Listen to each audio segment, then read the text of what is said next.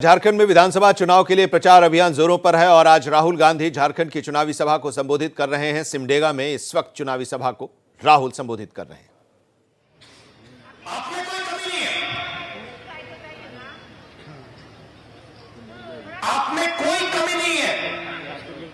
हिंदुस्तान का पिछड़ा वर्ग, दलित वर्ग, आदिवासी वर्ग कोई भी काम कर सकता है, कुछ भी कर सकता है, कोई कमी नहीं है आप में। आपको रास्ता नहीं दिया जाता, आपको रोका जाता है। आपके सामने दरवाजा है और मोदी जी आके बहाने बनाते हैं। सच्चाई है। तो मैंने पार्लियामेंट में उनके सामने बोला कि आप ऐसे करिए, जाति जनगणना करते हैं, पता लगाते हैं इस देश में कितने दलित हैं, कितने आदिवासी हैं, कितने पिछड़े वर्ग के लोग हैं। पता लगाते हैं हमारी संस्थाओं में आदिवासी, दलित, पिछड़े वर्ग के कितने लोग हैं। पता लगाते हैं मीडिया में कितने हैं। पता लगाते हैं इस देश का जो धन है, बड़ी बड़ी कंपनियां हैं, इनमें दलित कितने हैं, आदिवासी कितने हैं, पिछड़े वर्ग के कितने लोग हैं। दूध का दूध, पानी का पानी कर देते। मैंने उनके सामने बोला, चुप हो गए। उसके बाद कहते हैं राहुल गांधी देश को बांटने की कोशिश कर रहा है। मतलब 90% लोगों के पास देश को चलाने में भागीदारी नहीं है। आप अंदर नहीं घुस सकते। मैं वो बात उठा रहा हूं, मैं कह रहा हूं कि भागीदारी होनी चाहिए, 90% लोगों को जगह मिलनी चाहिए। पब्लिक प्राइवेट यूनिवर्सिटी देखिए, आप मुझे बता दो कौन सी प्राइवेट यूनिवर्सिटी को आदिवासी चला रहा है, कौन सी प्राइवेट यूनिवर्सिटी को दलित चला रहा है। मुझे बता दो, नाम बता दो। ये बड़े बड़े जो अस्पताल हैं,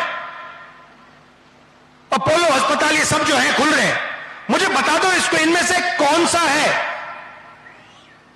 जिसका मालिक आदिवासी है, जिसका मालिक पिछड़े वर्ग का है, जिसका मालिक दलित है। आपको एक नहीं मिलेगा, पूरे देश में ढूंढ लो, एक नहीं मिलेगा। यह बात मैंने उठाई पार्लियामेंट में और कहते हैं राहुल गांधी देश को बांट रहा है। मैं चाहता हूं कि 90% लोगों को इस देश में भागीदारी मिले। मैं चाहता हूं अगर यह देश चलाया जाए तो 90% लोग इस देश को चलाएं। और बीजेपी चाहती है कि इस देश को 2-3 लोग चलाएं, नरेंद्र मोदी, अमित शाह, अंबानी और अदानी। और पूरा का पूरा जो धन है इस देश का, आपकी जमीन हो, जंगल हो, सबका सब आपसे छीनकर यही 10-15 इनके जो बड़े अरबपति हैं इनको मिल जाए। भाई और बहनों, 16 लाख करोड़ रुपया, 16 लाख करोड़ रुपया नरेंद्र मोदी जी ने 25 लोगों का कर्जा माफ किया है। उनमें आपको एक आदिवासी नहीं मिलेगा, एक दलित नहीं मिलेगा, एक पिछड़े वर्ग का नहीं मिलेगा।